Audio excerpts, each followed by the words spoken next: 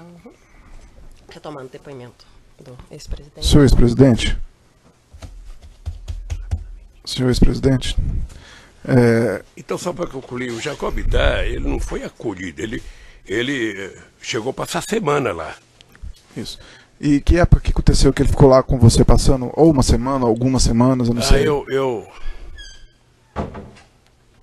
Isso foi, me parece que 2000 e...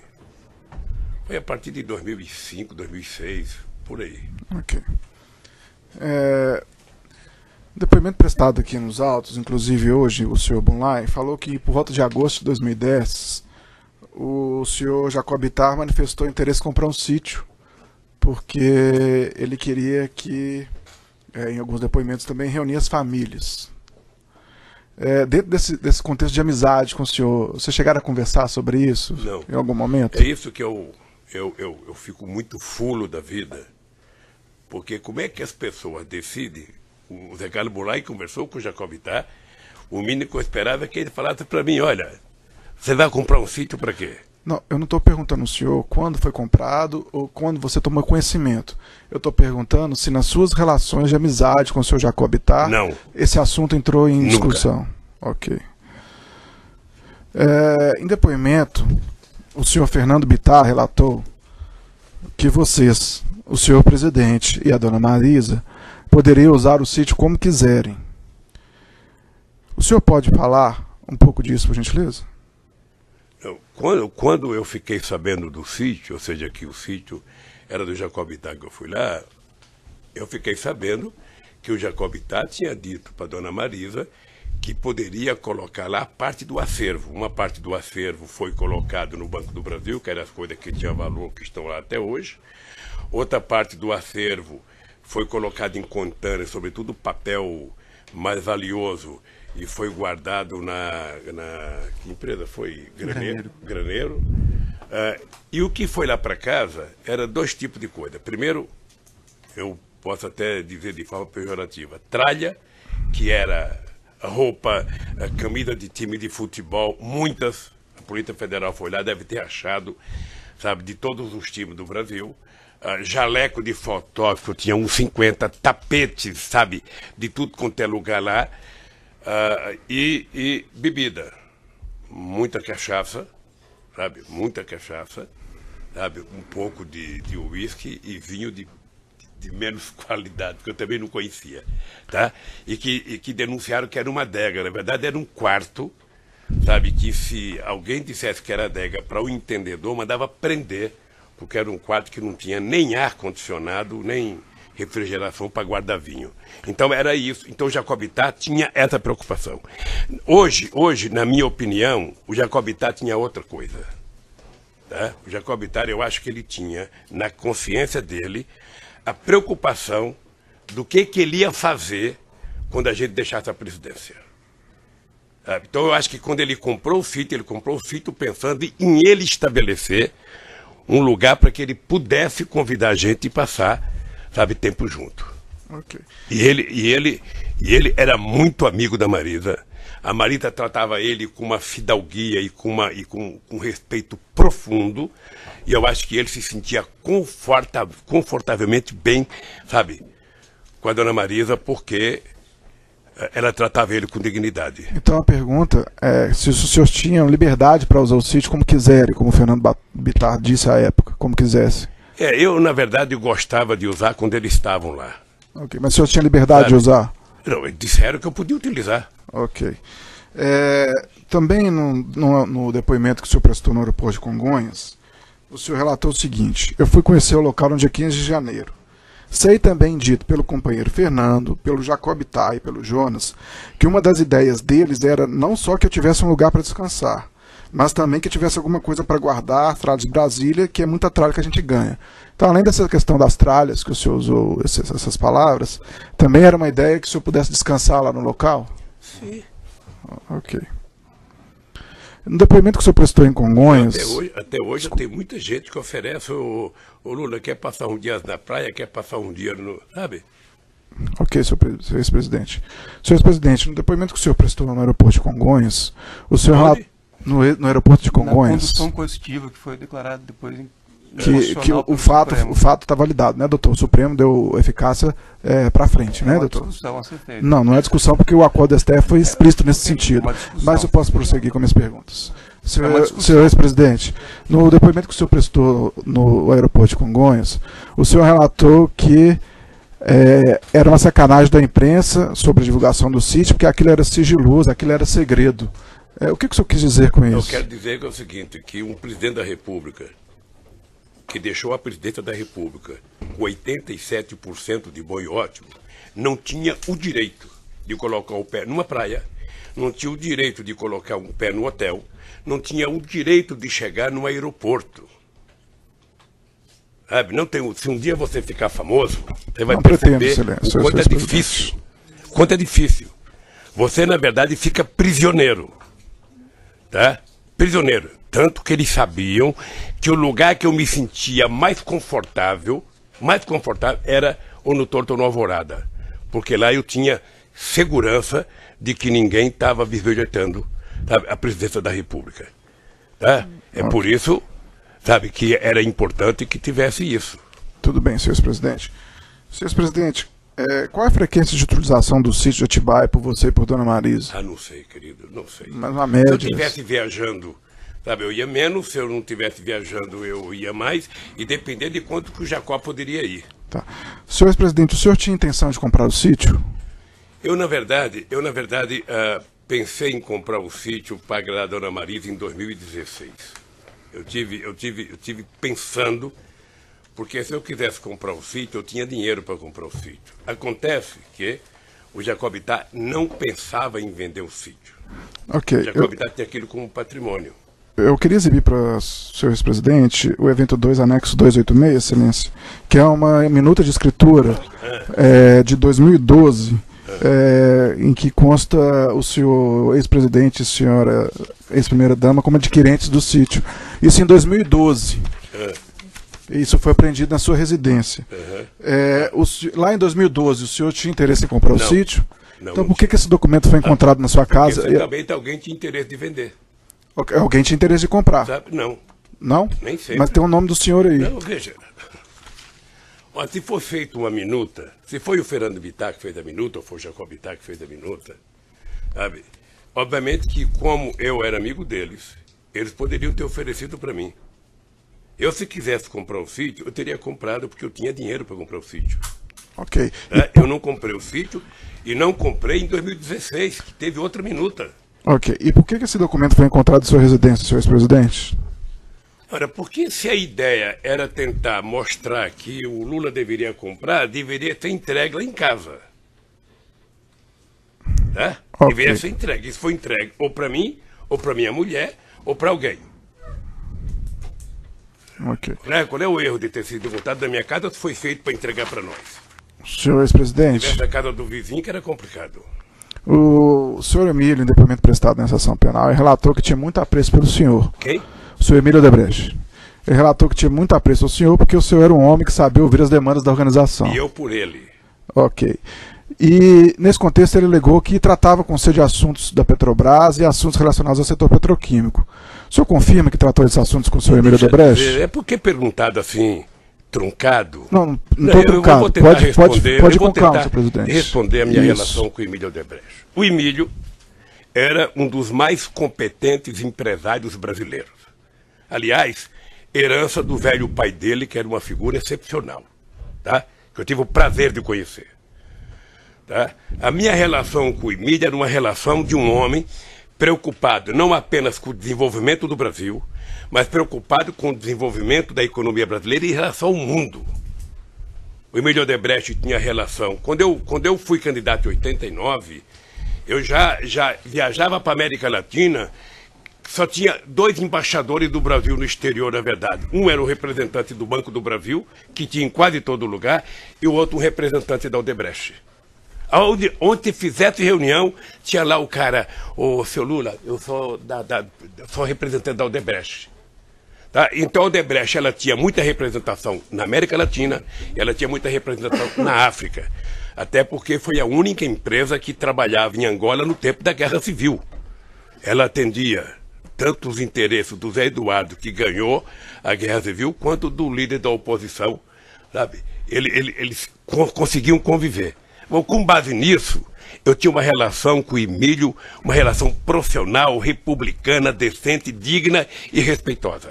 Eu posso dizer, procurador, posso dizer, olhando nos seus olhos, que o Emílio Odebrecht, a relação comigo, era uma coisa que o Emílio, toda vez que ia conversar comigo, ele levava, e eu tentava pedir para todos os empresários levarem uma agenda para dizer o que queria conversar. Porque se não leva agenda, começa a contar piada, começa a conversar, daqui a pouco meia hora de audiência acabou.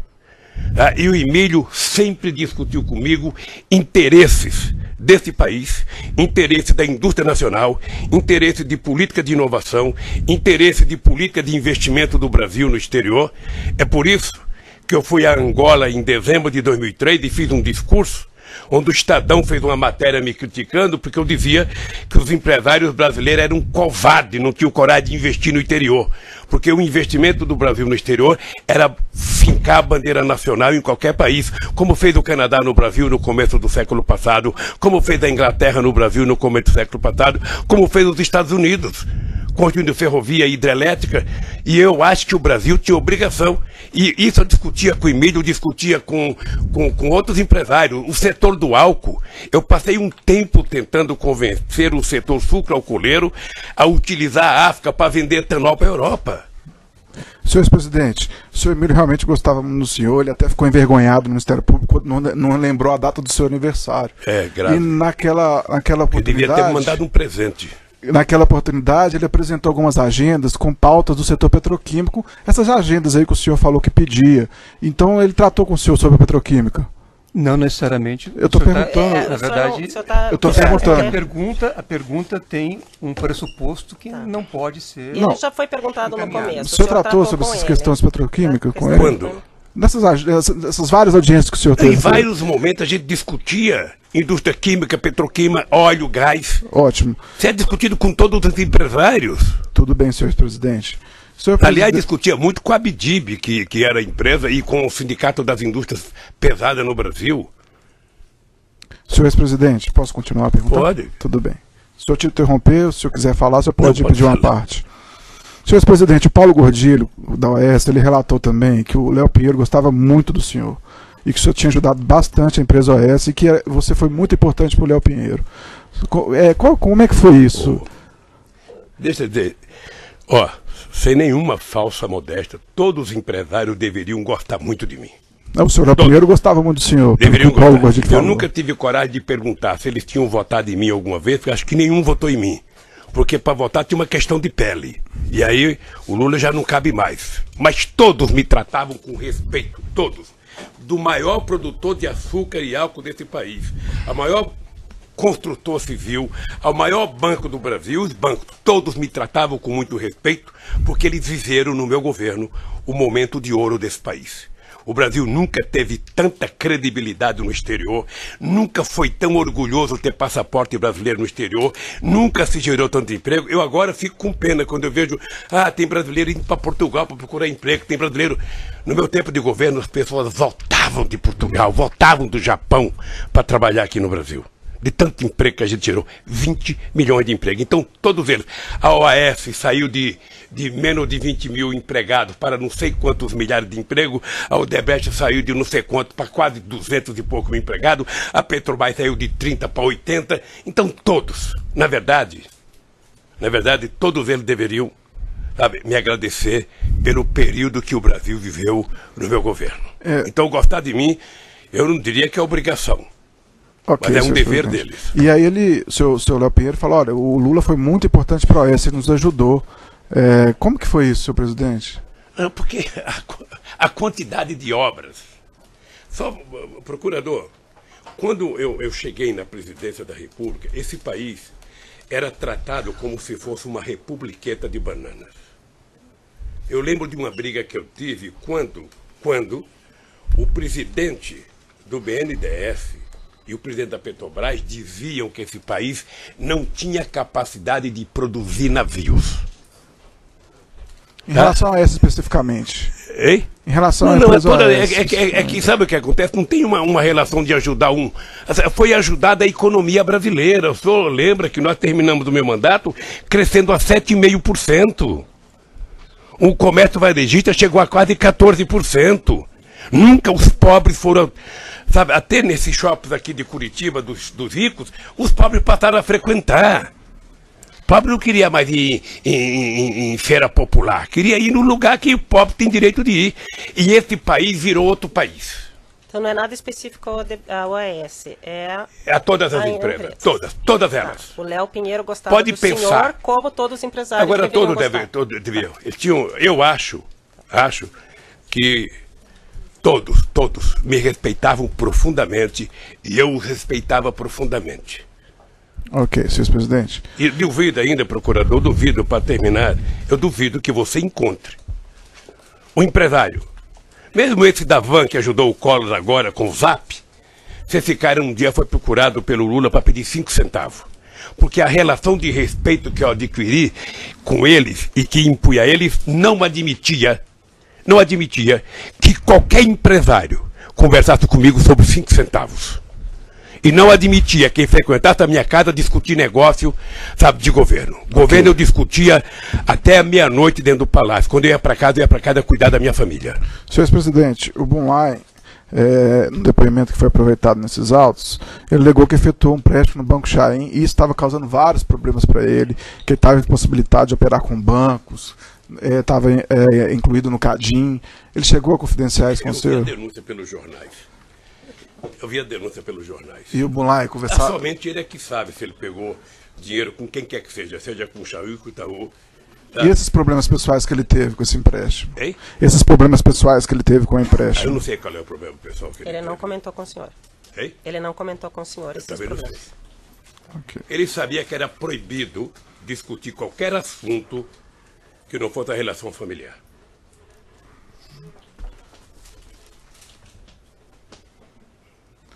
Senhor presidente, nos e-mails apreendidos no Instituto Lula, diversos encontros do senhor Bunlai com o senhor, entre eles eu vou citar alguns. No dia 6 de março de 2014, o senhor Bunlai e o senhor encontraram com o embaixador do Catar. Por qual motivo esse encontro do Bunlai com o senhor? Procurador, sabe que perguntar uma reunião de um ex-presidente da República com um empresário ou com um embaixador, eu certamente recebi mais empresários no Instituto do que eu recebia com o presidente da República, que eu tinha mais tempo livre. E todas as pessoas que me procuravam para discutir, sabe, como nós vamos fazer o Brasil voltar a crescer, como nós vamos fazer com que a economia do Brasil volte a ser respeitada.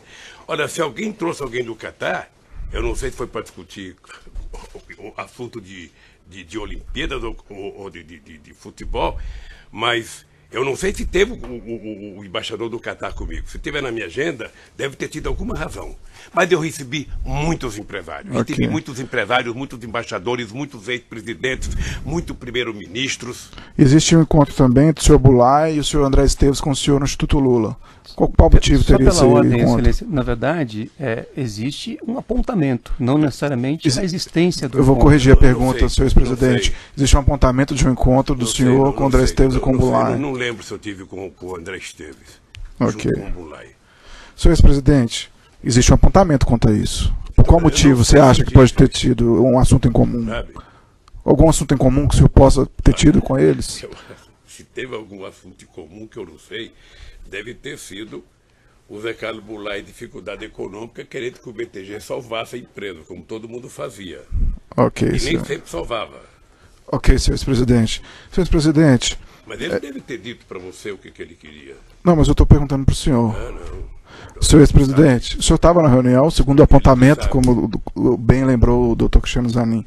Senhor ex-presidente, o senhor tem ciência desse empréstimo, então, que o Bunlai fez com partidos em favor do Partido dos Trabalhadores, com o Chain? Tomou conhecimento disso? Nunca ouviu falar? Conhecimento pela imprensa. E quando você tomou esse conhecimento? Tá? Quando começou a denúncia. Ok. E o senhor tem conhecimento que a Chain foi favorecida em contratos na Petrobras? Não acredito. Não acredito? Por qual motivo? Porque tudo que vocês falam da Petrobras, eu digo que vocês falam porque às vezes a Petrobras é tratada como se fosse uma merreca, uma porcaria de empresa. E a Petrobras é uma empresa que tem uma governança respeitada no mundo inteiro. A Petrobras, ela inclusive tem o controle, depois do meu governo, ela tem o controle da Controladoria Geral da República. Então a Petrobras é uma coisa muito séria. Qualquer coisa que é decidida na Petrobras passa pela mão de 500 pessoas. Sabe na mão de quem não passa? Do governo. Mas, senhor presidente, apesar de todo esse rigor aí da controladoria interna da Petrobras, várias pessoas, inclusive como colocou a sua excelentíssima juíza, devolveram aqui milhões e milhões de dólares que eram fruto de propinas. E mesmo nessas condições, o senhor não acredita que houve um favorecimento da Chaim? Veja, se houve a corrupção da Petrobras, que dizem que houve, essas pessoas têm que ser presas, sabe, e têm que pagar o que pegaram. Tá? Isso está totalmente correto. O que eu acho é que isso não é por conta, sabe, de investigação, de licitação, que ela é feita com rigor. Sabe, se depois que estão lá dentro alguém, por exemplo, eu disse aqui para o juiz Moro que só tinha um brasileiro que sabia que o Paulo Roberto era o que foi, era o Moro. Porque como ele teve uma relação com o Youssef durante muitos anos, e o Youssef era o cara, então ele conhecia que era o Paulo Roberto, ninguém mais conhecia. Só se sabia que ele era um funcionário de 30 anos de carreira. Então, se alguém, depois que entrou, virou ladrão, ou se alguém, sabe, participou de uma licitação honesta e ganhou, e depois resolveu, daquele problema, pagar a propina, eu, sinceramente, a palavra propina também é uma coisa nova no dicionário brasileiro, porque eu acho que teve muita gente, é opinião minha, fazendo evasão fiscal e depois encontrou muito mais cômodo achar um culpado, que era a tese da concussão. Arruma um culpado, joga em cima dele e livra a sua cara. E o senhor tomou conhecimento como foi quitado esse empréstimo do Bunlai com o Chaim? O senhor tomou conhecimento? Não, porque o Bunlai não tinha que prestar conta para mim. Tá, mas o senhor não tomou Prestar conhecimento. conta para a Receita Federal. Ok. Senhor presidente, o senhor tomou conhecimento que o Bunlai efetuou as obras no sítio, no Atibaia? Não, Não tomou em nenhum momento? não, Nenhum momento? não momento. Já perguntou, já respondeu. Em nenhum momento o senhor indagou quando você teve encontro com ele sobre o custo dessas obras? Em nenhum momento, quando o senhor encontrou com ele, o senhor indagou sobre o custo de obras? Não. Não, porque não era, o sítio não era meu, eu não tinha obrigação de Ok. perguntar e de saber. Senhor presidente, nos e-mails apreendidos no Instituto Lula, há registro de encontros com o senhor com o Bunlai em 2011, em 16 de janeiro de 2012, em 29 de março de 2012, em 12 de junho de 2012, em 3 de julho de 2012, Que e é 28 registros de apontamentos de encontros entre o senhor e o Bunlai no Instituto Lula. 2012, 28 de agosto de 2012, 3 de setembro de 2012, 19 de dezembro de 2012, 6 de março de 2014. Nesses diversos encontros, o senhor nunca indagou ele sobre essas obras que ele fez no sítio? A minha relação de amizade com o Bunlai não permitia Não permitia? que eu desse a ele qualquer ousadia de falar qualquer coisa de dinheiro comigo. Ok, senhor Então, se o Zé presidente. Carlos Bunlai fosse ao Instituto, o Zé Carlos Bunlai era aposentado, morava em São Paulo e poderia ir no Instituto quantas vezes ele quisesse. Ok. Senhor presidente, o senhor falou que a imprensa, depois que a imprensa divulgou isso, o senhor tomou conhecimento, não foi isso? Foi. E na divulgação da imprensa está lá a questão do Bunlai, que tinha feito as obras para o senhor. Depois dessa divulgação, o senhor não perguntou para ele sobre isso, não quis pagar por essas obras? Não perguntei porque o sítio tem dono. O dono do sítio chama-se Fernando Bittar. E o senhor perguntou para o Fernando Bittar? É que vocês começaram dizendo que era meu sítio. Eu estranhei agora a doutora juíza dizer que... Eu estranhei porque eu passei 4 anos eu também apanhando porque o estranhei, sítio era senhor meu. presidente, porque- E agora o sítio desapareceu. Eu também estranhei, senhor presidente, porque a denúncia está lá há muito tempo, a sua defesa poderia ter te explicado Sabe? isso. Não, Se ela não fez, não, infelizmente não é um papel do Ministério Público. O Ministério Público Está dizendo ressalva até que a questão na da propriedade denúncia- da empresa ainda está sendo investigada, não tem isso? É na essa denúncia? ressalva. Então o Ministério A questão Público que da- fez a está, na questão verdade, da propriedade Não, da mas a mesma sua coisa. acusação. Tá, é dito, mas não é essa acusação. Não, a é mesma essa coisa acusação. aconteceu, procurador, a Acusação mesma é coisa lavagem de aconteceu, dinheiro, veja, não se pode. a mesma coisa aconteceu, eu tô há muitos Senhor anos, presidente, se você não estiver satisfeito não tem, com... pera um pouquinho, não tem nenhum ser humano nesse país que tenha apanhado mais da imprensa do que eu por mentiras contadas a meu respeito. E eu, com 73 anos, faço um esforço muito grande de não perder o humor, de não deixar que o ódio tome conta de mim, porque eu acredito que nós vamos ainda, neste país, provar quem está com a verdade e quem está mentindo. Então, eu passei, sabe, um monte de tempo, sabe? O Lula é dono de uma chácara. Eu falava, não sou, gente, o Lula é dono, eu não sou. Agora, nem da chácara me perguntaram mais, porque não é minha. Foram perguntar de uma obra de uma chácara que não é minha. A mesma coisa aconteceu, procurador, você sabe disso, do apartamento. Eu passei 5 anos dentro do apartamento, não é meu, não é meu, não é meu. Aí o que aconteceu com o apartamento? O Moro dá um julgamento aqui. Eu sou acusado por fato indeterminado. O apartamento não tem que a Petrobras, mas eu estou no Lava Jato. E foi colocado na Lava Jato pelo Ministério Público só para me trazer para cá. Senhor presidente, eu posso fazer o questionamento? O senhor deveria aguardar a resposta dele. Ele está fugindo ao tema, doutor. Ele está fugindo ao tema, doutor. É só isso, é só isso. Compreenda que, embora eu tenha um casco duro, eu respeito o senhor presidente. Se uma bala pega no mesmo lugar, muitas vezes machuca. E eu estou cansado. Eu estou cansado de mentira. A mentira é contada aqui e é transformada em verdade pela imprensa. Senhor presidente, tenho o maior respeito pelo senhor. O senhor está aqui para se defender e a oportunidade do senhor é essa. Se o senhor quiser ficar em silêncio, o senhor tem essa oportunidade. Sabe por que eu não posso me defender aqui? Sabe por quê? Porque quando vocês dizem uma coisa, dá 20 minutos no Jornal Nacional. Esse moço aqui, que é meu advogado, ele dá uma resposta, não passa 2 segundos. Senhor presidente, então é uma desproporção isso. Nós vivemos na democracia, o processo é público. Mas eu posso questionar o senhor? A democracia é mais para um do que para os outros. Não, uma questão de ordem, excelência. Não, doutor. É uma questão de ordem. Eu acho que isso está previsto em lei. Uma questão de ordem. Que questão de ordem? Seja a questão de ordem é a seguinte. Vossa Excelência, a pedido do Ministério Público, inclusive, contra a posição da defesa, disse que vai aproveitar um depoimento relativo ao caso Triplex. Então o senhor presidente estava, inclusive, fazendo referência ao caso que Vossa Excelência decidiu aproveitar o depoimento.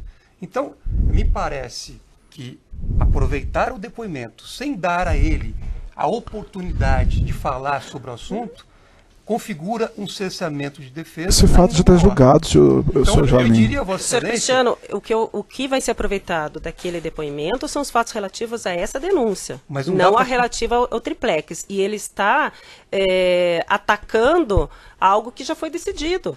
Certo, mas não dá para pensar uma coisa em detrimento de outra. Então vamos para a próxima pergunta. Eu só pediria a Vossa Excelência, educadamente e cordialmente, que fosse possível o depoente, nesse ato que ele pode fazer a sua autodefesa, que ele pudesse completar as respostas e desenvolver os raciocínios necessários para a concretude do ato. Mas se ele fugir do assunto e começar com um discurso político, doutor, infelizmente eu estou comandando a audiência, eu vou ter que cortar. Doutora, inclusive, o problema é que esse assunto não tem um tema específico, porque inventou-se 2 palavras mágicas, o PowerPoint e o contexto. Isso já foi passado e nessas no passado. 2 palavras parece uma caçamba de jogar problema. Vamos às perguntas. Então tudo está dentro do contexto, porque a mentira tem que ser... Senhor presidente, o senhor está aqui para se defender, o senhor fique tranquilo, se for mentira, se for mentira, o órgão acusador do Ministério Público ele não tem interesse em condenar pessoas por fatos que são falsos. Então o senhor fique tranquilo com relação a isso. Vocês já conseguiram até me tirar do processo eleitoral. Senhor presidente, não foi... Porque sabia que se eu fosse candidato eu ganhava no primeiro turno das eleições. A primeira coisa foi me condenar de forma apressada para me tirar. Pelo Quem tirou